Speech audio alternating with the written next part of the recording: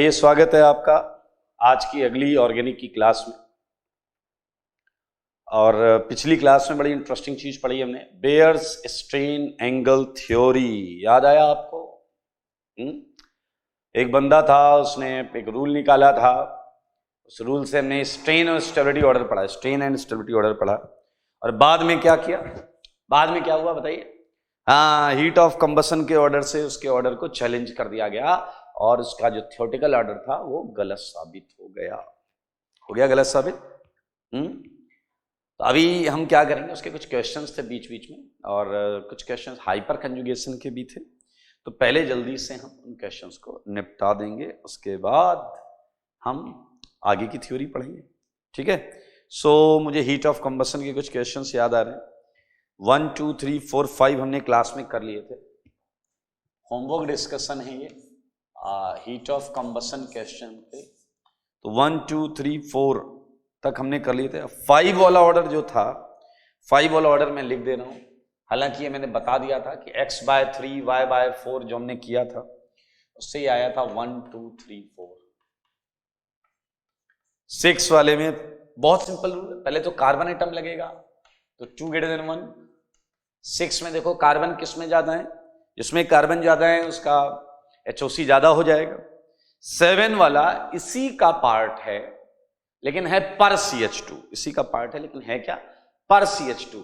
मेरे भाई 7 में भी 2 > 1 आएगा, क्योंकि आपको पता है पर CH2 डायरेक्टली प्रोपोर्शनल टू क्या होता है, स्ट्रेन।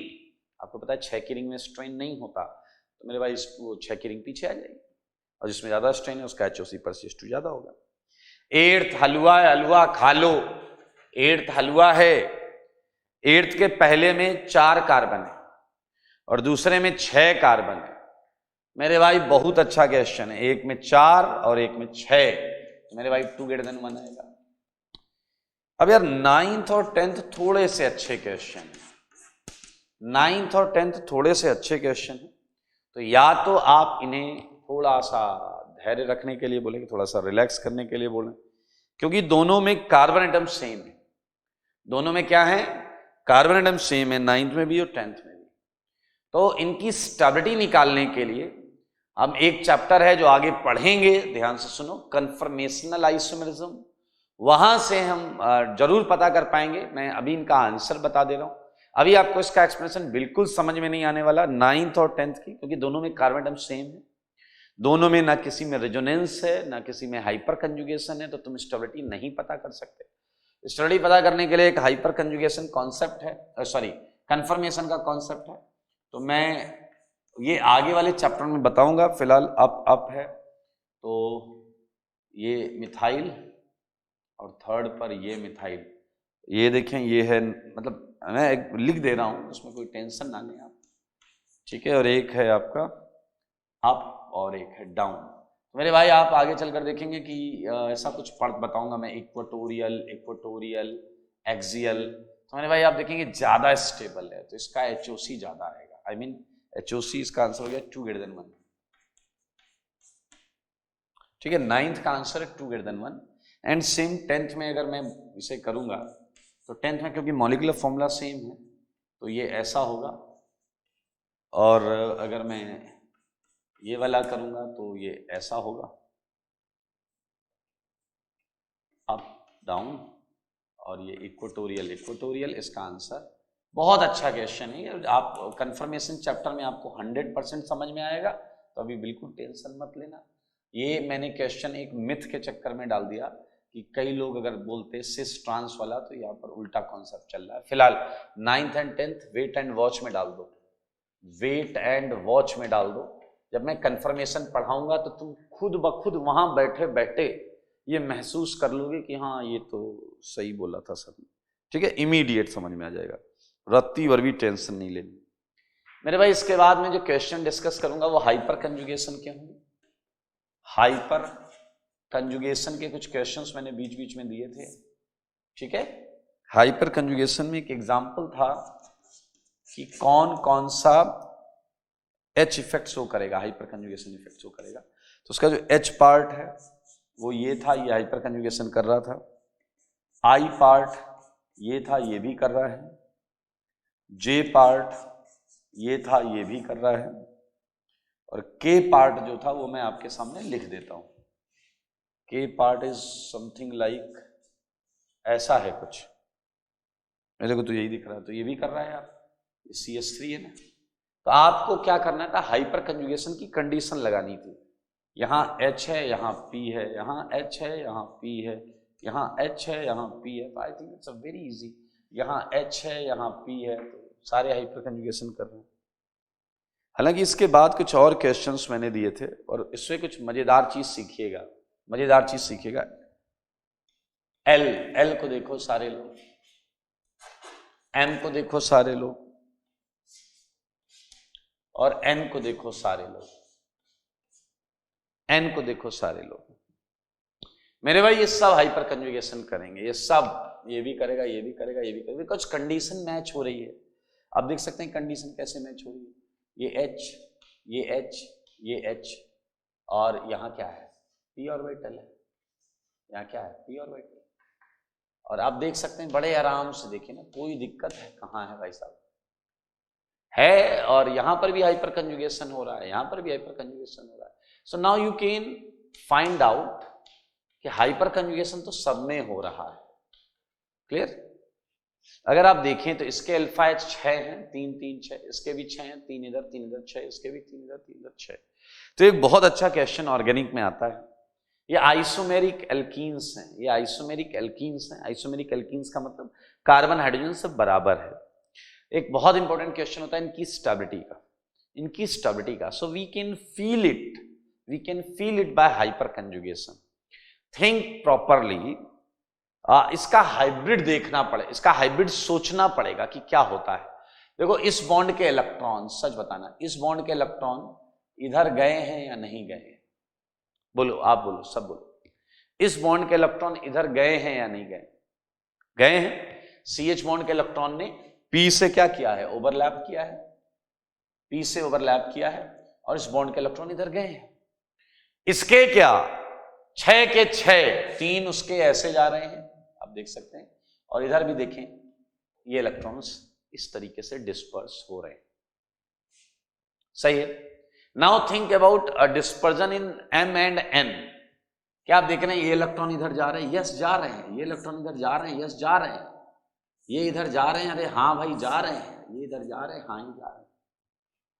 मेरे भाई इलेक्ट्रॉन डिस्पर्जन, इलेक्ट्रॉनिक फ्लो को महसूस करो। Feel the flow of electron, direct movement, electron के मूवमेंट की डायरेक्शन को महसूस करो। थोड़ा फिजिक्स वाले सेंस में अगर बात करें, फिजिक्स थोड़ी सुनिए कभी कि इलेक्ट्रॉन्स फ्लो होता है तो इलेक्ट्रॉनिक वेव फ्रंट तैयार होते हैं। इलेक्ट्रॉनिक वेव फ्रंट, दो वेव्स अगर सेम डायरेक्शन में चल रही हैं तो कंस्ट्रक्टिव इंटरफेरेंस करती हैं, और अपोजिट डायरेक्शन में चल रही हैं तो डिस्ट्रक्टिव इंटरफेरेंस करती हैं। तो क्या ऐसा नहीं लग रहा है कि यहाँ जो दो इलेक्ट्रॉनिक वेव फ्रंट टाइप के हैं, they are in constructive interferences? क्या आप मेरी बात समझ पा रहे हैं? And in these two cases it is destructive interference type का कुछ फील आ रहा है या नहीं आ रहा है? तो मेरे भाई it's a very very clear that isobutene is more stable, isobutene is more stable than transbutene, than cisbutene. In these two it's a very easy to arrange in decreasing stability order by repulsion. इसमें तो भाई साहब internal ही इतना बड़ा difference था, इतना बड़ा difference था, आप समझो ये सेम डायरेक्शन में इनका डिस्पर्जन है। मेरे भाई यहाँ पर तो रिपल्सन देख लिया गया कि ये दूर दूर है, ये पास पास हैं, ये एक दूसरे को बहुत ढकेलेंगे। अब ये कॉन्सेप्ट यहाँ मत लगाना, इनका तो बेसिक कॉन्फ्लिक्ट ही अलग है। इन दोनों में बेसिक चीजें सेम है, इंटरनल चीजें सेम है, डिस्ट्रक्टिव, अब इसमें बाकी चीजें लगाओ। मेरे भाई this is your stability order of isomeric butenes. Important है, बहुत इंपॉर्टेंट है स्टेबिलिटी ऑर्डर। चलिए कुछ क्वेश्चंस थे, उसके बीच में मैंने आपको इंटरेस्टिंग चीजें बताई। ओ भी करेगा hyperconjugation, it is given to you that O करेगा या नहीं करेगा, तो ओ करेगा भाई साहब। और वो कहां से करेगा आप अगर देख पाए तो ये वाला जो CH3 है, ये CH3 है, ये P है, तो ये हाइपर कंजुगेशन करेगा। नाउ इसके अलावा भी हमारे पास एग्जाम्पल है हाइपर कंजुगेशन में, मैं हटा रहा हूं।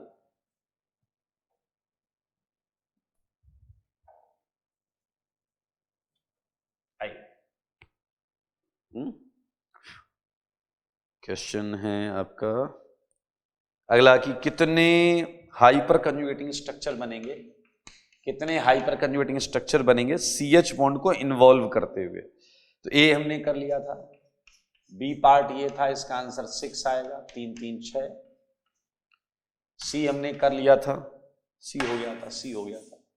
डी पार्ट करते हैं, डी पार्ट भी हो गया था, ई भी हो गया था, सारे हो गए थे भाई साहब, सारे हो गए थे।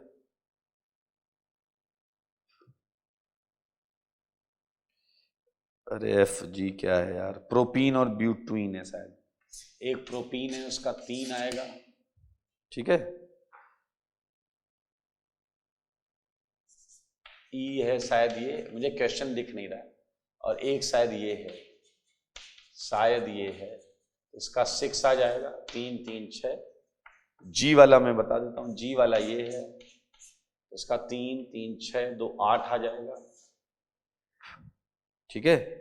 एच वाले का बता दो, आप बता दो, 3 और 1 4 आ जाएगा, बहुत हलवा यार। आई इसका क्या है, इसका तो अभी भी करें, 6 आ जाएगा, याद है आप, CH बॉन्ड इन्वॉल्विंग वाले अल्फा H के बराबर आते थे, ठीक है। सो ये था आपका होमवर्क कॉपी का, ठीक है। अब आपको जल्दी सीट से होमवर्क मिलना चालू हो जाएगा, सीट से। तो मेरे भाई ये मैं हटा रहा हूं, बहुत आसान है, कंडीशंस आपको पता है, वो लगा कर देखेंगे सारे हो जाएंगे। आई आज हम पहले तो छोटे छोटे 3 कॉन्सेप्ट्स पढ़ेंगे और उसके बाद हम क्वेश्चंस आपको देंगे करने को। आई लाइक बहुत इंटरेस्टिंग एक पॉइंट है, सिंस आप बेयर एंगल स्ट्रेन थ्योरी पढ़ चुके हैं, आप हाइपर कंजुगेशन पढ़ चुके हैं, तो आप देखिए हाइपर कंजुगेशन से मिलता जुलता एक और एग्जाम्पल आपके सामने लाता हूं। मेरे भाई सारे लोग ध्यान से देखना, for cyclo propyl methyl carbocation, सारे लोग देखेंगे। मेरे भाई ये पर्टिकुलर कार्बोकेटायन ऐसा है, पर्टिकुलर कार्बोकेटायन ऐसा है जो बहुत ज्यादा स्टेबल होता है, अनयूजुअली स्टेबल होता है, आपकी उम्मीद से ज्यादा स्टेबल होता है। तो इसके पीछे की वजह को हम ढूंढेंगे, क्लियर, इसके पीछे की हम वजह को ढूंढेंगे। और अगर आपको याद हो तो मेरे भाई आप जैसे देखिए हम इन्वेस्टिगेशन करेंगे फिर से, और इन्वेस्टिगेशन आपको याद है हमने हाइपर कंजुगेशन में भी किया था, आपको याद है ये कार्बन जो है ये अभी वैकेंट है, कोई तो होगा जो इस प्लस को डिस्पर्स करा रहा होगा, कोई तो होगा जो इस खाली ऑर्बिटल में इलेक्ट्रॉन डाल रहा होगा। कौन है वो जो इलेक्ट्रॉन दे रहा है? मेरे भाई अगल बगल अगर नजर दौड़ाओगे तो आपको ये बॉन्ड दिखेगी। अब बेयर एंगल स्ट्रेन थ्योरी से तुम ये पढ़ चुके हो कि 3 की रिंग में सबसे ज्यादा एंगल स्ट्रेन होता है, 3 की रिंग में सबसे ज्यादा एंगल स्ट्रेन होता है। और मैं आपको जो बात बताने जा रहा हूं ध्यान से सुनना, 3 की रिंग की बॉन्ड जो होती है वो बस ऐसे दिख रही होती है बॉन्ड जैसी, इनके ऑर्बिटल्स ओवरलैपिंग बहुत अच्छे नहीं होते because of high angle strain. ये सिग्मा जैसी दिखने वाली बॉन्ड वास्तविकता में एल्कीन की पाई बॉन्ड से भी वीक होता है। मैं लिख सकता हूं कि sigma bond of CPM, CPM है साइक्लोप्रोपाइल, साइक्लोप्रोपाइल, ठीक है, इज एक्चुअली वीकर देन बोलिए pi bond of alkene, pi bond of alkene due to high angle strain value, high angle strain value. और मेरे भाई अगर इधर इतने फ्री इलेक्ट्रॉन पड़े हुए हैं, वीक बॉन्ड, बहुत वीक बॉन्ड है, वीक बॉन्ड के इलेक्ट्रॉन होंगे लूज और हम कर लेंगे उन्हें यूज। समझदार के लिए काफी सारा, कसम से तुम्हें याद आ जाना चाहिए, तुम्हें कुछ याद आ जाना चाहिए, तुम सबको कुछ याद आ जाना चाहिए। नहीं आया याद? हाइपर कंजुगेशन जैसी फील आएगी, हाइपर कंजुगेशन जैसी। ये देखो ऐसी ओवरलैपिंग हो रही है। और मेरे भाई ये so called sigma electron resonance कर रहे हैं, इसलिए हम इसे सिग्मा रेजोनेंस बोलेंगे। हालांकि कई लोग इसे डांसिंग रेजोनेंस बोलते हैं, तो it's not very much authentic term, dancing resonance, so leave it. You can see that sigma electrons are overlapped और participating with p orbitals, that's why हम सिग्मा रेजोनेंस नाम दे रहे हैं। और याद रखना ये केवल साइक्लोप्रोपाइल मिथाइल कार्बोकेटायन में ही देखने को मिलता है। एक अच्छा बच्चा आया, उसने कहा कि 1 मिनट आप क्या बोलना चाहते हो, इस कार्बन का जो प्लस है क्या वो ये कार्बन शेयर कर रहे हैं? यस। अगर ये अपनी बॉन्ड के इलेक्ट्रॉन का कुछ हिस्सा इधर दे रहे हैं तो मेरे भाई इनका प्लस इधर इधर डिस्पर्स हो जाएगा। मन की आंखों से देखो, मैं हाइब्रिड बना देता हूं। अच्छा, सोचने वाली बात, यहां एक बॉन्ड है, एक बॉन्ड, अगर उस बॉन्ड के इलेक्ट्रॉन्स का कुछ हिस्सा इधर गया तो ये बॉन्ड डैश डैश बोले तो पार्शियल हो जाएगी। देखो मगर बोर्ड पर हाइब्रिड बना रहा हूं मैं, साइक्लोप्रोपाइल मिथाइल का हाइब्रिड। मेरे भाई प्लस टोटल 1 था, लेकिन आप देख रहे हैं ये प्लस 3 जगह डिस्पर्स हो गया, 3 जगह डिस्पर्स हो गया। अरे पूरा जोड़ोगे तो 1 आएगा, पूरा जोड़ोगे तो 1 आएगा ये। अब आप देखें चार्ज एक जगह नहीं है, चार्ज डिस्पर्स्ड है, और ये स्टेबलाइजिंग फिनोमेना है। ये क्या है? CPM, cyclopropyl methyl carbocation hybrid है। का क्या है ये हाइब्रिड है। अच्छा, अगर ये कुछ रेजोनेंस से हाइपर कंजुगेशन जैसा है तो इसके रेजोनेंस स्ट्रक्चर या हाइपर स्ट्रक्चर भी होने चाहिए। आओ बनाए। एक तो यही है, ये वही वाला है, नॉट इन्वॉल्विंग जैसा केस है, नॉट इन्वॉल्विंग जैसा केस। सेकेंड, इस बॉन्ड के इलेक्ट्रॉन यहां ले लो, याद है आपको? नो बॉन्ड रेजोनेंस वाला, नो बॉन्ड रेजोनेंस वाला। यार ये काम तो नीचे से भी हो सकता था। Okay, so these 3 are hypothetical structures, और इसे कंबाइंड ये तीनों जो हैं, ये तीनों इसकी प्रॉपर्टी एक्सप्लेन करने का प्रयास कर रहे हैं। इन तीनों ने जो डेटा दिया, वो डेटा से ऐसा कुछ स्केच बना है, ये देख लें। साइक्लोप्रोपाइल मिथाइल कार्बोकेटायन बहुत ज्यादा स्टेबल होता है, एंड वजह है आपके सामने, ठीक है? तो साइक्लोप्रोपाइल मिथाइल कार्बोकेटायन, ठीक है, it is unusually stabilized, unusually stabilized due to following overlapping, due to following, ये लिखा हुआ है, ठीक है? Now we can proceed with few examples, like अगर मैं 2 केटायन आपको दूं और मैं पूछूं कि इसमें ज्यादा स्टेबल कौन है, तो मेरे ख्याल से I think you get it answer. बहुत इजी होगा ये। ऐसे एक ये दूं अगर मैं, लुक एट दिस, मेरे ख्याल से आप दिमाग लगा सकते हो, बहुत क्लियरली दिमाग लगा सकते हो आप। ज्यादा सिग्मा रेजोनेंस, पहले में स्टेबिलिटी ऑर्डर क्या है? 1 2, दूसरे का आप बता दो, दूसरे का आप बता दो। अरे अंधा भी बता देगा यार। 1 2 3, यहाँ ज्यादा सिग्मा रेजोनेंस है, बाकी में कम हो रहा है। याद रखिए कि वही फिक्स है, एक ही कंपाउंड में होना है, फिर तो टेंशन ही नहीं लो।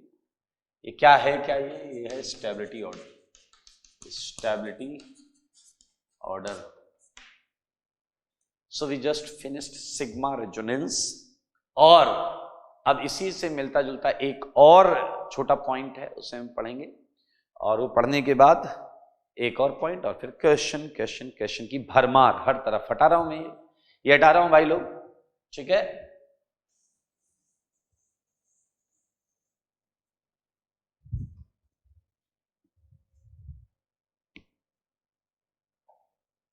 अच्छा, आप जो चीज पढ़ रहे हैं वो बहुत कॉमन सेंस की है, मतलब अगर ये चीज ना भी पढ़ाई जाए तो भी आपको आनी चाहिए, ऐसी है, ठीक है, लेकिन फिर भी हम पढ़ लेते हैं। और ये क्या है सुने जरा, बहुत कॉमन सेंस की चीज है। देखिए, अगर मैं आपको एक एग्जांपल देता हूं और उस एग्जांपल में मैं आपको एक कार्बोकेटायन देता हूं, ऐसा कर लो, ये carbocation tertiary butyl cation. So you are agree with this कि ये ऐसे ही होगा, क्योंकि कार्बोकेटायन क्या होते हैं, sp2 हाइब्रिडाइज्ड होते हैं, sp2 हाइब्रिडाइज्ड होते हैं, और ये ट्राइगोनल प्लेनर होते हैं, ट्राइगोनल प्लेनर होते हैं। तो मेरे भाई ये बात तो सही है, ये बातें सही है, तो ठीक, ये ओके चेक। लेकिन अगर मैं आपसे ऐसा पूछूं, अगर मैं आपसे ऐसा पूछूं, ध्यान से सोचना, ध्यान से, ये प्लस, क्या केटायन ऐसा हो सकता है, क्या केटायन ऐसा हो सकता है? तो आपका जवाब आएगा नहीं, क्योंकि केटायन तो होता है ट्राइगोनल प्लेनर। केटायन क्या होता है, ट्राइगोनल प्लेनर। ओके, मान लेते हैं कि हमने इस केटायन के साथ जबरदस्ती की और इसकी बॉन्ड्स को जहां होना चाहिए था वहां से हमने नीचे की तरफ टिल्ट कर दिया। सारे लोग देखो, महसूस करो इस बात को, मैं जो बोल रहा हूं, क्या आप समझ पा रहे हैं? इस बॉन्ड को यहां होना चाहिए था, इस डैश वाले को, वेज वाले को वेज पर, डैश वाले को डैश पर होना चाहिए, लेकिन हमने क्या किया, हमने ऐसा प्लेनर पड़ा था मर्सिडीज सनी, इसकी बॉन्ड को हमने क्या कर दिया, नीचे की तरफ कर दिया। So now it's very clear and it's very obvious कि इतना एंगल स्ट्रेन दिया या नहीं दिया, सच बताओ, बोलो यार, डेल्टा का एंगल स्ट्रेन दिया या नहीं दिया? बोलो बोलो, सारे बोलो, सारे बोलो। ओके, सो मेरे भाई सोचना ध्यान से, ये पॉसिबल नहीं है। कितना कॉमन सेंस का पॉइंट है। केटायन प्लेनर होता है, प्लेनर रहना चाहेगा। दुनिया की हर वो चीज जो प्लेनर होती है, प्लेनर ही रहना चाहिए। तुम उसके साथ जोर जबरदस्ती करके अगर उसे नॉन प्लेनर बनाना चाहोगे तो जो चीज तुम बनाओगे वो हाइपोथेटिकल हो जाएगी, क्योंकि भैया अगर कोई चीज प्लेनर है तो प्लेनर ही रहना चाहेगी ना। आओ आओ मैं आपको कुछ बताता हूं, सारे ध्यान से देखना बोर्ड पर। मान लो मैं नीचे से भी एक ऐसे ही सेगमेंट लेके आ गया, सारे लोग देखना, सारे लोग देखना, ठीक है, लेकिन नीचे वाला टेट्राहेड्रल है, सारे लोग देखो, नीचे वाला टेट्राहेड्रल है, 4 बॉन्ड बना रहा है, 4 बॉन्ड ऐसे बना सकते हो टेट्राहेड्रल, नीचे वाले को कोई दिक्कत नहीं, नीचे वाले को कोई दिक्कत नहीं, उधर टेट्राहेड्रल है, ऊपर वाले को भयंकर दिक्कत है।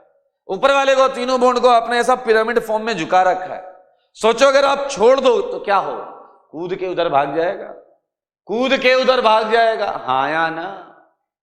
ऐसे कौन पकड़ सकता है केटायन को, अपन मान रहे हैं, ठीक है ना मेरे भाई। सोचो अगर मैं ऐसा कर दूं, अगर मैं इसे कनेक्ट कर दूं, आप लोगों ने आईयूपीएससी में बायसाइक्लो पढ़ा है, bicyclo, look at this, it's a bicyclo, ये एक बायसाइक्लो, ऊपर वाली जो 3 बॉन्ड है they are for reference, okay, उनका कोई इसमें कंसिडरेशन नहीं। देखो देखो, अगर मैंने नीचे से उसे ऐसे जोड़ दिया, मैं इसे एक और तरीके से बना दे रहा हूं ताकि आप साफ साफ देख पाएं, ये सेम है दोनों, ये सेम है दोनों। अब अगर आप इसे छोड़ोगे तो भी ये ऊपर नहीं जा सकता, अब आप अगर छोड़ोगे तो भी ऊपर नहीं जा सकता। इसकी तीनों बॉन्ड को ला के यहां ऐसा लग रहा है ताला मार दिया गया है, ये बॉन्ड ऊपर नहीं जा सकती। और मैंने क्या कहा था, अगर एक प्लेनर वाली चीज के साथ तुमने जोर जबरदस्ती करके उसे नॉन प्लेनर ही होता है पिरामिड बनाने का प्रयास किया, तो ये चीज हाइपोथेटिकल हो जाएगी। ये चीज क्या हो जाएगी? हाइपोथेटिकल। अगर आपको लग रहा है ये चीज रियल है तो आप गलत हैं, ये चीज ना रियल है। क्या है? ना रियल। ठीक है, ये चीज रियल नहीं है, ये चीज रियल नहीं है, समझ लो। बस इतनी सी बात है। अगला पॉइंट इतना कॉमन सेंस का पॉइंट है जो मैंने आपको अभी भी बताया। जरा ध्यान से देखें, ये जो कार्बन है ये दोनों क्या है? इन्हें हम क्या बोलते हैं दोस्त? Bridge head carbon. Bridge head carbon. Plus को यही इश्यू है, प्लस को यहां कोई इश्यू नहीं है। देखो सारे, देखो प्लस तुमने यहां लगाया तो वहां तो देखो ये मर्सिडीज साइन बन जाएगा, 3 बॉन्ड बन जाएंगे, कोई इश्यू नहीं है। ठीक है, ब्रिज हेड पर इश्यू है, ब्रिज हेड पर। अच्छा, देखते रहना, सारे लोग देखना, बहुत अच्छी चीज बता दो। तो ये भाई पहली बात तो मैं आपको बता दूं कि ये बात एक बंदे ने बोली थी, उसका नाम था ब्रेड्स रूल। अब हम पढ़ लेते हैं ब्रेड्स रूल, जो हमने अभी भी पढ़ा, यही ब्रेड्स ने रूल के फॉर्म में दिया है। इसने कहा है कि ब्रिज हेड सेंटर पर प्लेनैरिटी नहीं ला सकते। छोटे बायसाइकिलों में प्लेनैरिटी लाना बहुत टफ है। देखो मैं लिख रहा हूं, planarity never can be achieved, planarity never can be achieved, planarity नहीं लाई जा सकती, ठीक है, at bridge head, at bridge head centre of bicyclic system, bicyclic system. लेकिन अब इसके आगे मैं जो लिखूंगा वो समझो, पहले सोचो और ध्यान से सोचो। क्या तुम ये समझ पाए थे कि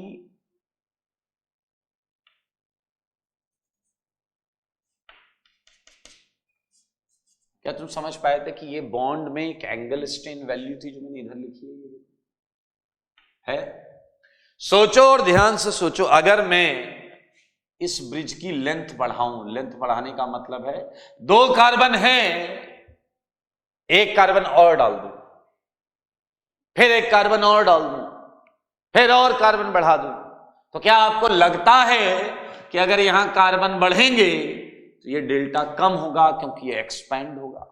इसमें कार्बन डालते जाओ तो ये और फैलेगा, और अगर ये और फैलेगा तो ये वाला बॉन्ड जो है, ये वाला बॉन्ड, ये आइडियल पोजीशन की तरफ भागेगा, ऊपर की तरफ जाएगा। जो ऐसे था ऐसे, इसमें मैं कार्बन बढ़ता जाऊंगा तो ये ऐसे की जगह ऐसा होगा, फिर ऐसा, फिर ऐसा, ऊपर की तरफ आएगा या नहीं?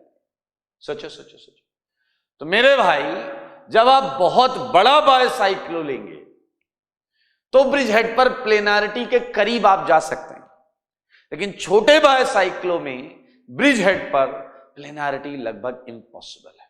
ठीक है, इसीलिए इस रूल में एक कंडीशन भी है, planarity never can be achieved at bridge head centre of bicyclic system. इधर लिख देता हूं मैं, इसके आगे इधर लिख देता हूं, containing 8 or less than 8 carbon atom. 8 या 8 से कम, क्योंकि ज्यादा पर तो आ सकती है। तो ये 8 वाला फिगर कहां से आया? ये तो एक्सपेरिमेंट से आया दोस्त, इसमें कुछ नहीं कर सकते, ये एक्सपेरिमेंट से आया।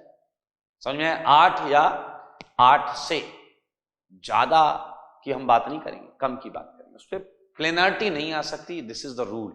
अब पता है बच्चे क्या गलती करते हैं? Actually it's easy for teachers to explain by considering a cation, but ये क्वेश्चन प्लस चार्ज का नहीं है। ये रूल प्लेनैरिटी से रिलेट करता है। प्लेनर कोई भी चीज हो वो ब्रिज हेड पर नहीं आएगी 8 या उससे छोटे बायसाइक्लिक कंपाउंड में। और क्या क्या प्लेनर होता है प्लस के अलावा? रेडिकल प्लेनर होता है, और क्या क्या प्लेनर होता है आपका? Alkene planar. जो भी चीजें प्लेनर हैं वहां ये इश्यू रहेगा। आप देख लें, ये हाइपोथेटिकल है, ये रियल है, वो नारियल है। कुछ एग्जांपल्स मैं आपको देता हूं, है ना? Find out which is real और नारियल। ठीक है, अरे मस्ती कर रहा हूं यार, बाकी पता कि एग्जिस्ट करेगा या नहीं करेगा। ए पार्ट अब ये तो यार अंधा भी बता लेगा कोई, ये तो यही क्वेश्चन तो किया हमने भी।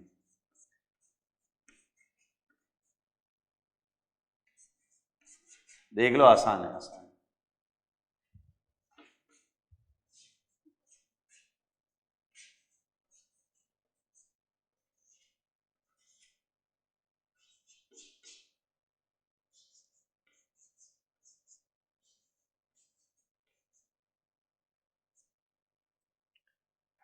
ओके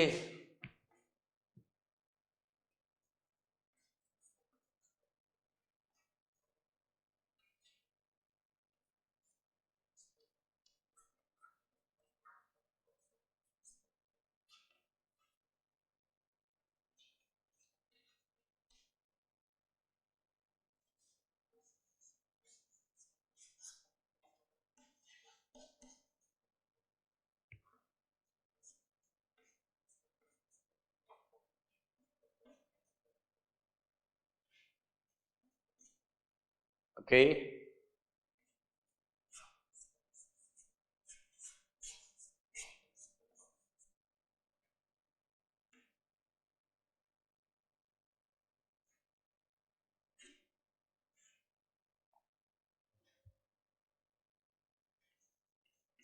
आइए बहुत क्लियरली हम समझेंगे। हमारा मुद्दा प्लेनैरिटी होना चाहिए, हम प्लेनैरिटी के अलावा और कुछ ना देखें।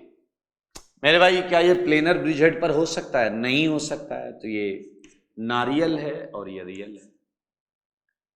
रियल का मतलब मैं ये करूंगा, ठीक है, और नारियल का मतलब मैं क्रॉस करूंगा। चलिए सिमिलरली बी की बात करें तो बी सॉरी दोनों सेम बन गए, दोनों सेम बन गए। अब बताओ तो बी में ये देखो, ये रेडिकल क्या होता है आपका? प्लेनर, प्लेनरिटी रिक्वायर्ड करता है।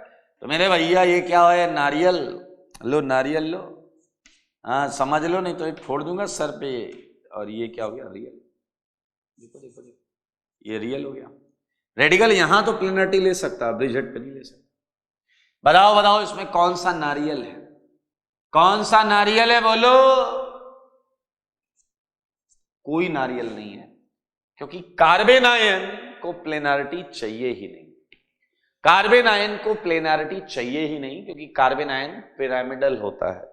कार्बन आयन क्या होता है? पिरामिडल होता है। उस पे देखो वो होना ही ऐसा चाहता है जैसा ये दिख रहा है।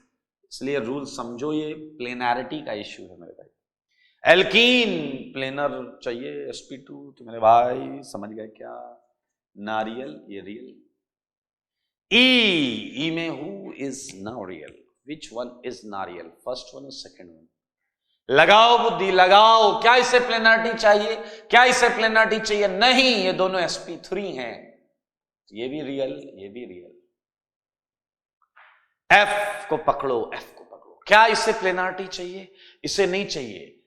एन को तो नहीं चाहिए, क्योंकि एन पे क्या है? Lone pair. बी को चाहिए? हां चाहिए, तो इसे यहां मिल रही है, क्या दिक्कत है? यहां मिल रही है। एन को तो नहीं चाहिए, बी को चाहिए। भाई साहब नारियल है ये, नारियल। बोरॉन प्लेनर होता है दोस्त, sp2। अब देखना, यही एक सीखने और समझने वाली बात है। अगर रिंग का साइज, अगर बायोसाइक्लो का साइज 8 कार्बन से ज्यादा का है, 8 कार्बन से ज्यादा का है एक, जैसे यहां 10-10 कार्बन, और एक ब्रिज ऐसा है जिसमें आप देखें 0 कार्बन है, इस ब्रिज में सीधा यहां से चले यहां पहुंच गए, कार्बन ही नहीं, तो मेरे भाई यहां प्लेनरिटी आ जाती है। यहां प्लेनरिटी आ जाती है तो यहां कोई इश्यू नहीं होता, ठीक है। यहां कोई नारियल वाला चक्कर नहीं है। Both are real, both are real, and even इनकी स्टेबिलिटी ऑर्डर भी नॉर्मल एल्कीन की तरह ही हम सोचेंगे। इसके अल्फा H 2, 2 4, 2 6, 2 8, इसके अल्फा H 2, 2 4 और 1 5, तो हाइपर कंजुगेशन ज्यादा है, इसलिए ज्यादा स्टेबल। तो आप आई होप रियल और नारियल समझ गए हैं, और आप ये समझ लें, ये जो नेगेटिव चार्ज है, ये नेगेटिव चार्ज किस ऑर्बिटल में पड़ा है? sp3 में। अब आप देखें, एक मजेदार चीज बताता हूं। अगर मैं इसके बगल में डबल बॉन्ड O लगाऊं, और इसके बगल में डबल बॉन्ड लगाऊं। सोचना सारे लोग, ठीक है। एक नया क्वेश्चन ही कर लेते हैं ना यार, इसमें क्यों कर रहा है। एच पार्ट लिखा भी है, सारे लोग देखिएगा।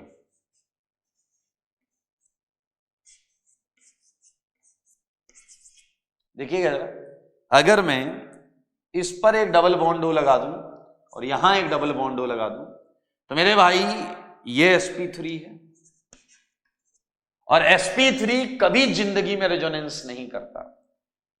एक तरीका तो आपको समझ में आना चाहिए, ये ज्यादा स्टेबल है, ये कम स्टेबल है, क्योंकि यहां रेजोनेंस हो रहा है, यहां रेजोनेंस नहीं हो रहा है। दूसरा देसी तरीका जो कुछ डैश लोगों के लिए, रेजोनेंस कराते तो यहां डबल आ जाता, जो कि होता नहीं। हालांकि ये थर्ड ग्रेड एक्सप्लेनेशन तरीका है कि रेजोनेंस कराओगे तो डबल आ जाएगा, डबल यहां आ नहीं सकता, तो आ क्या जाएगा जब आ ही नहीं सकता। सिंपल सी बात है। लुक एट दिस कार्बन, ये कार्बन प्लेनर ही नहीं हो सकता, और अगर कोई चीज प्लेनर ही नहीं है तो रेजोनेंस कैसे कर पाएगी भाई, सिंपल सी बात है। तो ये अच्छे क्वेश्चन है। तो जस्ट फिनिश ब्रेट्स रूल, हमने ब्रेट्स रूल खल्लास कर दिया है। क्या कर दिया ब्रेट्स रूल? खल्लास कर दिया, ठीक है। अभी हम करेंगे आज का अगला टॉपिक, बहुत मजेदार है, ठीक है। करें, चलिए हटा देता हूं मैं, ये हटा रहा हूं।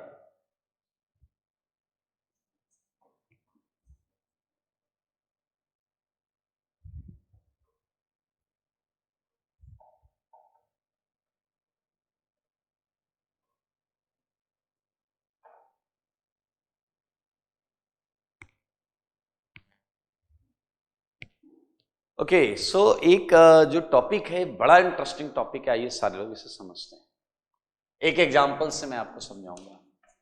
एग्जाम्पल 1, जैसे मैंने आपको एक कंपाउंड दिया, ये देखिए, ये कंपाउंड एन है, ये एच है, ये एच है, NH2। चलिए मैं इसे एनलीन बना देता हूं, ठीक है। एग्जाम्पल 1, ठीक है, ये कंपाउंड हो गया एनिलीन, देखते रहिएगा, ठीक है। और एक और एग्जाम्पल दिया मैंने आपको, ये है आपका NN डायमिथाइल एनलीन, देखते रहना, मजा आएगा। फिर मैंने एक और एग्जाम्पल दिया आपको, N, सारे लोग ध्यान से सुनेंगे, ठीक है। हम इन तीनों की अवस्था को और सिचुएशन को समझने का प्रयास करेंगे। आइए प्रयास करते हैं। जैसा कि आपको पता है, बेंजीन के जो p ऑर्बिटल्स हैं, ये डेफिनेटली नाइट्रोजन के लोन पेयर के साथ रेजोनेंस करेंगे।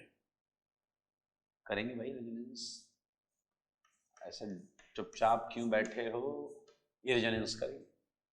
तो NH2 जो ग्रुप है वो यहां पर आप देखें +R भी कर रहा है रेजोनेंस, पाई इलेक्ट्रॉन्स में पोलराइजेशन ला रहा है, एंड आपको पता है कार्बन नाइट्रोजन बॉन्ड में डिफरेंस इन इलेक्ट्रोनेगेटिविटी की वजह से ये -I भी कर रहा है, +R भी कर रहा है और -I भी कर रहा है। अब बहुत ध्यान से सारे लोग मेरी बात को सुने। आपको पता है बेंजीन के हर कार्बन पर H लगे होते हैं, ये देखिए, और इधर N पर भी 2 H लगे हुए हैं। मामले को समझना। तो मेरे भाई ये H के साइज है, तो आप मुझे बताओ कि N के ये जो 2 H हैं, इन्हें अगर कोई थोड़ा बहुत रिपेल कर रहा है, रिपेल, तो कौन से कर रहे हैं? ये आर्थो वाले, मेटा वाले या पैरा वाले? वो जो N के 2 H हैं, N के जो ये 2 H हैं, इन्हें मेरे भाई हल्का फुल्का रिपल्सन कौन लगा कर दे रहा है? ये आर्थो वाले या ये मेटा वाले या ये पैरा वाला? कौन कर रहा है रिपेल? कौन है वो? बोलो बोलो, कौन है वो जो कर रहा है इन 2 H को रिपेल? ऑब्वियसली आर्थो वाले ही मैक्सिमम रिपेल कर सकते हैं। अब आप कहोगे ये रिपल्सन क्यों बियर किया जा रहा, क्यों सह रहा है वो ये रिपल्सन? मेरे भाई ये NH2 का H सोचो ऐसे है, रिंग के साथ ऐसे है, और ऐसे है, तभी तो इसका p ऑर्बिटल, N का p ऑर्बिटल ऐसे है। दिख रहा है आप सबको? तभी n का p ऑर्बिटल ऐसे, मैं इसे ऊपर नहीं बनूंगा, n का p ऑर्बिटल ऐसे, ये h है, ये h, ये खा रहा है, रिपल्सन खा रहा है, एक लिमिट तक चीजें सही जाती। अच्छा अभी ये क्या कर सकता है, देखो ये बेंजीन भी ये सामने पड़ी हुई है, उसी का H है, तो ये उसी के प्लेन में पड़ा हुआ है, तो इसका H उसका H सेम प्लेन में रिपल्सन लग रहा है। इसके पास एक ऑप्शन है, ये ऐसा हो जाए, ये ऐसा हो जाए, तो ये जो थंब है, आप देखो इस H की इस H से डिस्टेंस, अगर ये ऐसा हो गया, ये H जो है, ये जो ये वाला H है, ये ऐसा हो गया तो इससे दूर हो जाएगा।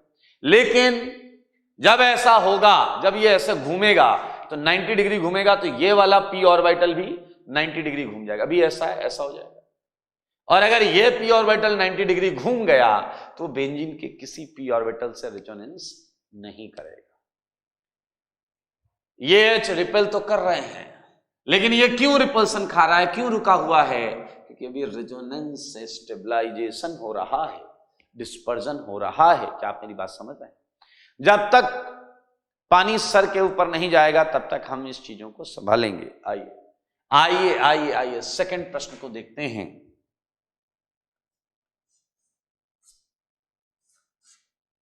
ये N, ये मिथाइल, मामला थोड़ा गंभीर होता हुआ, क्या आप मामले की नजाकत को समझ पा रहे हैं? नाइट्रोजन लोन पर लेकर बैठा है, हो रहा है रेजोनेंस। भाई साहब देखो, हो रहा है रेजोनेंस। और आपको पता है ये बाकी हाइड्रोजन से कोई रिपल्सन नहीं है, वो दूर है, दूसरी डायरेक्शन देखो, उनकी डायरेक्शन अलग है।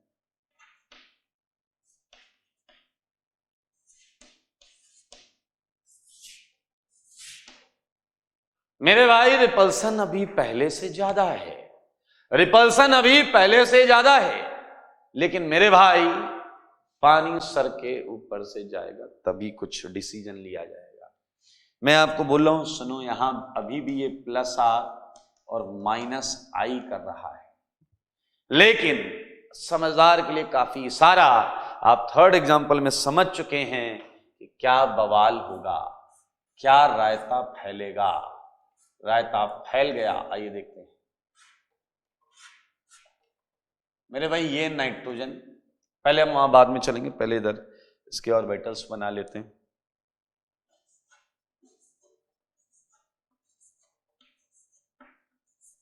ठीक है, बेंजीन तो प्लेनर एकदम तस्तरी टाइप के सब पड़ा हुआ है। अब मुद्दा ये है कि यहां कौन है? मिथाइल। यहां कौन है? मिथाइल। और आपको पता है ये बहुत बड़ा वाला ग्रुप है मेरे भाई, ये इतने बड़े बड़े ग्रुप हैं, इतने बड़े बड़े ग्रुप हैं कि अब इसी प्लेन में नाइट्रोजन भी अपने 2 मिथाइल तो नहीं रख सकता। इसी प्लेन में नाइट्रोजन अपने 2 मिथाइल तो नहीं रख सकता मेरे भाई।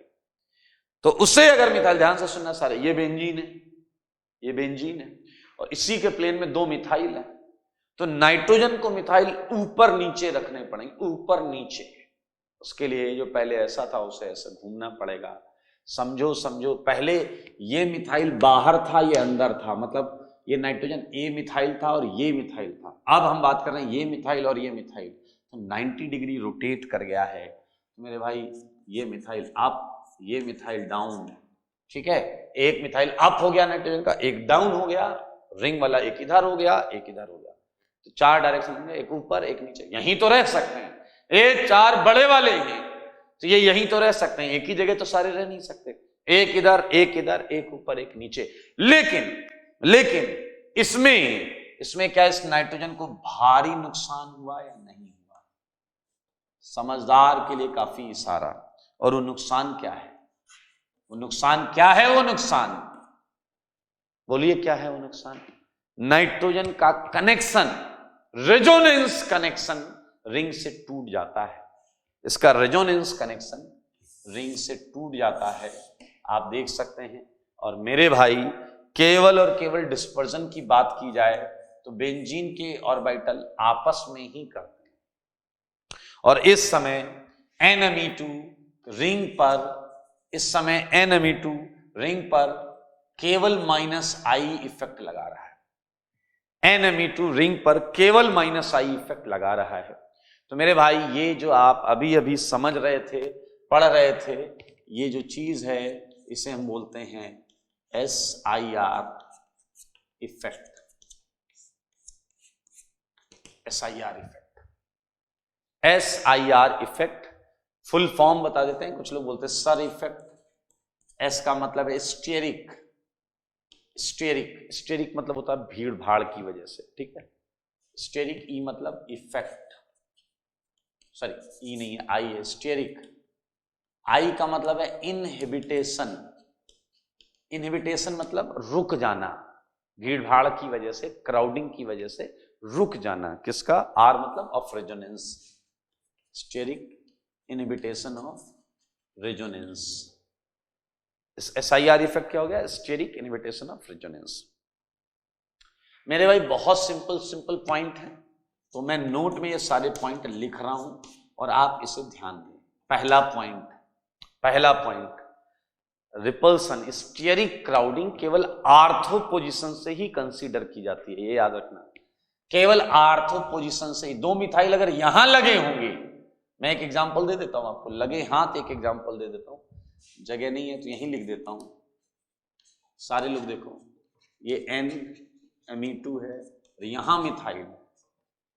मेरे भाई NMe2 प्लस R भी कर रहा है और माइनस I भी कर रहा है, क्योंकि मेटा से कोई रिपल्सन नहीं जाता। तो पहला पॉइंट यही है, ऑर्थो सब्स्टिट्यूशन, सही है, is only responsible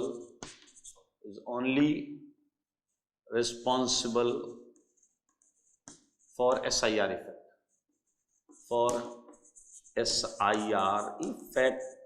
effect. Second point सुनना, मजेदार पॉइंट। अच्छा बोलो, मिथाइल ने इस थर्ड एग्जांपल में मिथाइल ने, आर्थो वाले मिथाइल ने किसे रिपेल किया है? ऊपर लगे हुए नाइट्रोजन को या नाइट्रोजन पे लगे मिथाइल को? किसे धक्का मारा है? बोलो किसे धक्का मारा है? मिथाइल को मारा है जो ऊपर नाइट्रोजन पर लगे हैं। मेरा प्रश्न बस इतना सा है कि तुम यहां कुछ भी लगा लो, अगर आपका कोई भी चीज लगी है जो ऐसी है, तो उस पर कभी रिपल्सन नहीं लगेगा। क्यों? अगर इसका कुछ भी पोर्शन लेफ्ट या राइट निकला, ये दोनों मिथाइल उस पर रिपल्सन कर देंगे। लेकिन अगर कोई भी चीज इधर नहीं आ रही है और एकदम ऐसी है, तो उस पर कभी भी SIR नहीं लग सकता। मैं बात कर रहा हूं किस चीजों की, बताता हूं। लाइक फ्लोरीन, केवल फ्लोरीन ले लो, लगाओ। मैं कह रहा हूं केवल क्लोरीन ले लो, इस पर अब कुछ है ही नहीं ब्रांच, सही है। और बताता हूं, केवल लीनियर ग्रुप ले लो, लीनियर होते एकदम लाइन की तरह, सही है। और मजेदार चीजें बताऊं, कुछ ऐसे ग्रुप्स होते हैं जो बड़े तो होते हैं, लेकिन उनका कोई भी एटम बेंजीन के प्लेन में होता ही नहीं। आइए ये पॉइंट यहां पर लिखते हैं। SIR इज नॉट एप्लीकेबल, नहीं लग पाता, ये नॉट एप्लीकेबल गंदा word. SIR doesn't affect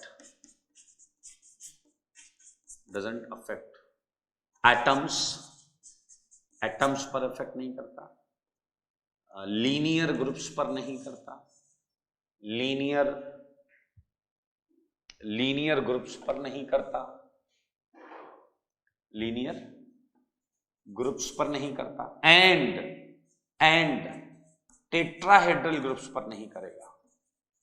tetrahedral groups का मतलब सुनना जरा, अभी बताऊंगा। लाइक ये बेंजीन है, ये क्या है? बेंजीन। इधर कुछ लगा है, इधर कुछ लगा है, आर्थो पर, आर्थो वाले ग्रुप लगे। यहां जो जुड़ा है उसका एक चीज ऊपर है और दो चीजें नीचे की तरफ। हो गया ना यार, चार। एक तो बेंजीन से जुड़ा है, एक इधर, एक इधर, एक इधर, कोई भी पार्ट बेंजीन के प्लेन में है ही नहीं। तो मेरे भाई इस पे SIR नहीं लगेगा। मैं एग्जांपल देता हूं, like fluorine, chlorine, bromine, iodine, ये तो एटम्स हो गए। Linear groups, CN, C triple bond CH, ये लीनियर हो गए। टेट्राहेड्रल, मेरे भाई देखो मगर बोर्ड पर SO3H, ये देखो इसका कोई पोर्शन प्लेन में आएगा ही नहीं। SIR इन्हें अफेक्ट नहीं करता, ये जो दिख रहे हैं आपको। ओके, SIR इनके अलावा एक और चीज को अफेक्ट नहीं करता। मैं बताता हूं, सोचो अगर यहां पर यहां 2 H होते, अगर यहां H होता NH तो छोटे छोटे एटम होते, तो स्मॉल ग्रुप्स पर भी SIR नहीं लगता। ठीक है, SIR doesn't affect small groups like, देखो कौन कौन से हैं मैं बताता हूं। OH पे नहीं लगेगा, OR पे भी मत लगाना, NH2 पर भी मत लगाना। ठीक है, ये छोटे छोटे ग्रुप्स हैं, इन पे नहीं लगाना। अब आपका मुद्दा पक्का ये होगा कि अरे यहां लगाने नहीं है, लगाना किस पे है? SIR affects following. ध्यान से सुनना, ये किसकी किसकी वोट लगाता है? ये NO2 पे लग सकता है, ये COOH पर लग सकता है, एसिड पे लग सकता है, ये ईस्टर पर लग सकता है। ठीक है, ब्रांचेस दिख रही हैं आपको, ये NMe2 पर लग सकता है। ठीक है, ये कार्बन ऐसा जोड़, कार्बन CH3 ये प्लस इस पर लग सकता है, ये CH3 डॉट इस पर लग सकता है, ये और ऐसे माइनस हो उस पर भी लग सकता है। ब्रांचिंग होनी चाहिए, एक ब्रांच भी चलेगी रिपल्सन के लिए। तो ये SIR इन्हें अफेक्ट करता है, ये जो यहां लिखे। अच्छा, मैं एक या 2 एग्जांपल करूंगा, इसका छोटे छोटे करवाऊंगा, where you can find out कि कुछ लाइन, जैसे मैंने कहा I पर SIR नहीं लगता, I पर SIR नहीं लगता, ये बात सही है, लेकिन इसके मायने क्या निकालते हैं आप, वो इंपॉर्टेंट है। तो मैं एक एग्जांपल कराऊंगा आपको, मैं हटाने जा रहा हूं। ठीक है, ये एग्जांपल्स लिखे हुए हैं आप, ये पहला एग्जांपल है, दूसरा है, ये तीसरा है और ये चौथा है। क्लियर? तो मैं आपको एक एग्जांपल और कराऊंगा, ये हटा रहा हूं। ठीक है, सारे लोग देख लो, मैं हटा रहा हूं।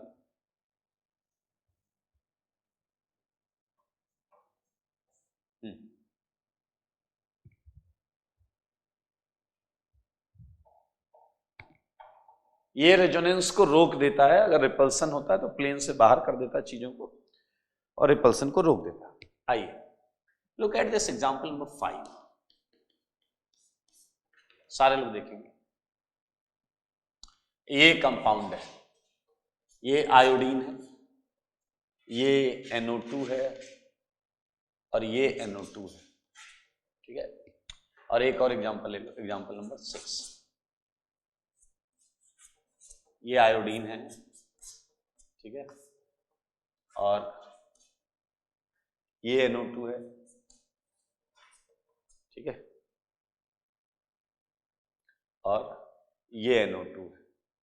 सर लोग ध्यान से सुनो, आयोडीन रिंग के साथ क्या क्या करता है? +R एंड -I इफेक्ट, एक रेजोनेंस करता है, एक इंडक्टिव इफेक्ट करता है, दोनों मैंने वाले। NO2 रिंग के साथ क्या क्या करता है? -R एंड -I इफेक्ट, ये हम पढ़ चुके हैं सारे, +R -R सब पढ़ चुके। तो मेरे भाई ऐसा मानते हैं, एग्जांपल नंबर 5 में एक आयोडीन है, 2 NO2 ने एक आयोडीन को अकेला देखा, तो दोनों NO2 ने सोचा चलो इस आयोडीन को परेशान करते हैं, और दोनों NO2 उसके आजू बाजू आकर लग गए। ठीक है, उसके आजू बाजू आकर लग गए। मेरे भाई आयोडीन इन्हें देखकर मुस्कुराया, क्योंकि आयोडीन एक सिंगल एटम है, उस पर रिपल्सन नहीं लग सकता, वो वहीं रहेगा, वो कहीं नहीं जा सकता, प्लेनर है, ये बेंजीन से जुड़ा हुआ है। तो आई की सेहत पे तो कोई फर्क नहीं पड़ेगा, सारे लोग देखना, यानी कि I+R एंड -I करता रहेगा। अच्छा, ये वाला NO2 भी यही कर रहा है, -R एंड -I। लेकिन मेरे भाई आई पर एसआईआर नहीं लगता, इसका ये मतलब थोड़े है कि आई किसी पर एसआईआर नहीं लगाएगा। आई है आप जैसा बड़ा वाला एटम है, उसके बगल में NO2 जब गए तो उनके होश उड़ गए, क्योंकि इनका खुद का रेजोनेंस गायब हो गया। अब ये केवल -I कर पा रहे हैं, अब ये केवल -I कर पा रहे हैं, इनका खुद का रेजोनेंस गायब हो गया। क्योंकि इतने बड़े ग्रुप के बगल में जाइएगा तो आपको ऐसे होना पड़ेगा, ऐसे तो रिपल्सन लगेगा, पर रिंग से बाहर हो गए। तो आप इसे एक्सप्लेन कर लीजिएगा, बिल्कुल एक्सप्लेन कर लीजिएगा। एक्सप्लेनेशन जो मैंने कहानी बताई है ये आप प्लीज 2-4 लाइनों में लिख लीजिएगा, और यहां भी आप एक्सप्लेनेशन कर लीजिएगा, ठीक है। सो इसी के साथ हमने हर छोटे छोटे पॉइंट्स को समझ लिया है, कर लिया है। तो अब हम क्वेश्चन करने जा रहे हैं। मैं क्वेश्चन करवा देता हूं जो आप घर से भी करके लाएंगे, ठीक है। आइए, दिस इज अबाउट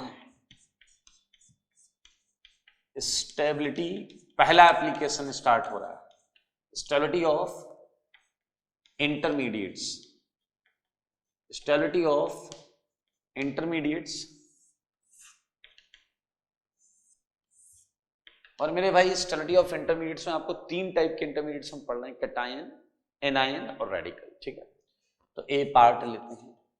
अगर मैं बात करूं स्टेबिलिटी ऑफ कार्बोकैटायन की, स्टेबिलिटी ऑफ कार्बोकैटायन, आपको पता है कार्बोकैटायन पर क्या होता है, प्लस चार्ज होता है, प्लस चार्ज। तो किस टाइप के ग्रुप उसे स्टेबलाइज करेंगे, electron donating, electron donating effect होना चाहिए, इलेक्ट्रॉन डोनेटिंग इफेक्ट होना चाहिए। और आपको पता है ये इफेक्ट +R +H +I, आपको पता है ये सीक्वेंस है, ये सीक्वेंस रेजोनेंस सबसे स्ट्रॉन्ग इफेक्ट है, इसलिए हम सबसे पहले +R को चेक करेंगे। वैसे कुछ जगहों पर ये भी लिखा जा सकता है, समझदार के लिए काफी है, -R -H -I। आया ना, बात तो बराबर ये दोस्त, प्लस ऊपर लिखो तुम, +R से पहले सबसे पहले रेजोनेंस अप्लाई करेंगे, सबसे पहले रेजोनेंस अप्लाई करेंगे। उससे आंसर आ गया तो ठीक, वही आंसर, नहीं आया तो +H, उससे आंसर आ गया तो ठीक, नहीं आया तो फिर +I लगाएंगे। तो ये स्टेबिलिटी ऑफ कार्बोकैटायन। सिमिलरली हम stability of carbon free radical के बारे में कर सकते हैं, सेम आता है। इसमें बस एक छोटा सा ट्विस्ट पॉइंट होता है, इलेक्ट्रॉन डोनेटिंग इफेक्ट। इससे तो स्टेबलाइज होता ही है, इससे तो स्टेबलाइज होता ही है, लेकिन याद रखना, सोचना, इस बात को सोचना, आप लोग सोचना और सोच के बताना। ये इस पे क्वेश्चन आईटी ने पूछा नहीं है, but radicals can also be stabilise by -R effect, -R effect. Radicals -R effect से भी स्टेबलाइज होते हैं। तो इस पर हम करेंगे, जब क्वेश्चन करेंगे तो और डिटेल में बात करेंगे। आइए, and the last point, last point anion का बचा। अच्छा, एनायन पे कैसा चार्ज है, माइनस चार्ज है भाई। स्टेबिलिटी ऑफ कार्बेनायन, स्टेबिलिटी ऑफ कार्बेनायन, उस पर होता है माइनस चार्ज, तो अपने को माइनस घटाना है। किसी भी चीज को स्टेबल करने का एक फंडा होता है, किसी भी चीज को प्लस चार्ज है उसे घटा दो वो स्टेबल हो जाएगा, माइनस चार्ज उसे घटा दो वो स्टेबल हो जाएगा, लोन पेयर उसे डिस्पर्स करा दो, घटा दो वो स्टेबल हो जाएगा। मेरे भाई स्टेबिलिटी का सिंपल फंडा है, diminish the charge, doesn't matter charge कैसा है, चार्ज जितना कम होगा, खत्म होगा या डिस्पर्स होगा, उतनी ज्यादा स्टेबिलिटी आएगी। तो मेरे भाई माइनस को खींच लेते हैं, तो यानी कि यहां क्या आएगा, इलेक्ट्रॉन विड्रॉइंग ग्रुप या withdrawing effect, electron withdrawing effects. Carbon ion में आपको याद होना चाहिए H इफेक्ट लगता ही नहीं, कार्बन आयन पे हाइपर कंजुगेशन लगता ही नहीं। आप नोटिस करो, कार्बन आयन पर हमने पढ़ा हुआ है, क्योंकि वहां p ऑर्बिटल नहीं होता। तो -R पहले हम क्या अप्लाई करेंगे, -R हो रहा होगा तो उससे आंसर आ जाएगा, नहीं हो रहा तो -I लगाएंगे। और यार ये तो दुनिया जानती है ना दोस्त, ये तो दुनिया जानती है, ठीक है। तो मेरे भाई इसी तरीके से क्वेश्चन करना है, क्वेश्चन घटाघट हो जाएंगे, मैं ये हटाता हूं, कुछ सेट ऑफ क्वेश्चंस मैं देता हूं और एक दो क्वेश्चन मैं आपको करवा देता हूं। Like arrange following in decreasing order of, क्या, डिक्रीजिंग ऑर्डर ऑफ स्टेबिलिटी। देखना मैं क्वेश्चन थोड़ा अलग तरीके से लिखूंगा। पहला क्वेश्चन सारे लोग देखिएगा, CH3 प्लस, ये मैंने कैटायन दिया, CH2 CH3 plus, CH3 isopropyl cation, और ये है आपका टर्सरी ब्यूटाइल कैटायन। ठीक है, ये मैंने क्वेश्चन पहला दिया। फिर देखिए मैंने आपको क्वेश्चन नंबर चौथा दिया, CH3 plus, CD3 plus, CT3 plus, चौक गए। फिर मैंने आपको सातवां क्वेश्चन दिया, CH3 plus, CH2D plus, CHD2 plus. समझदार के लिए काफी इशारा। मेरे भाई आप लोग थोड़ा सा बुद्धि लगाओ कि आपको तीनों की स्टेबिलिटी निकालनी है, कैटायन की भी निकालनी, रेडिकल की भी निकालनी, एनायन की भी निकालनी। तो मैं कैटायन वाला क्वेश्चन लिख कर दूंगा आपको, कैटायन वाला क्वेश्चन लिख कर दूंगा, और फ्री रेडिकल वाला आप खुद बनाएंगे। कैसे बनाएंगे फ्री रेडिकल वाला? देखो CH3 डॉट कर लेना, क्वेश्चन यही, रेडिकल रेडिकल, ऐसे क्वेश्चन बनाने हैं। मैंने एक अर्थमेटिक प्रोग्रेशन में लिखा हुआ है 3-3 का गैप करके। तो पांचवें में इसी पर रेडिकल बनाना है और छठे में इसी पर माइनस बनाना है। ठीक है, लाइक मैं थर्ड बना दूं, CH3 minus, CH2 CH3 minus, CH3 minus, CH3 and minus. तो ऐसे क्वेश्चंस लिख लेना आप, बहुत आसान। चलो पहला क्वेश्चन करते हैं, फर्स्ट क्वेश्चन क्या है? सारे बोलो क्या है? कैटायन। कैटायन में हम पहले क्या देखते हैं? Plus R। क्या किसी में रेजोनेंस है? क्या आंसर है नहीं है। फिर क्या देखते? प्लस H है क्या? हाँ है। इसके 9 है, 3 3 6 3 9, 9 अल्फा H। इसमें कितने? 3 3 6 6 अल्फा H। इसमें कितने? 3 अल्फा H। इसके कितने? 0 अल्फा H। मेरे भाई जवाब मिल गया, बधाई हो, जवाब मिल गया।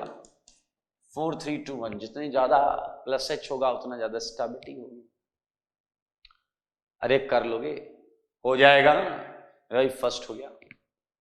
चलो थर्ड करते हैं, एक थर्ड करते हैं।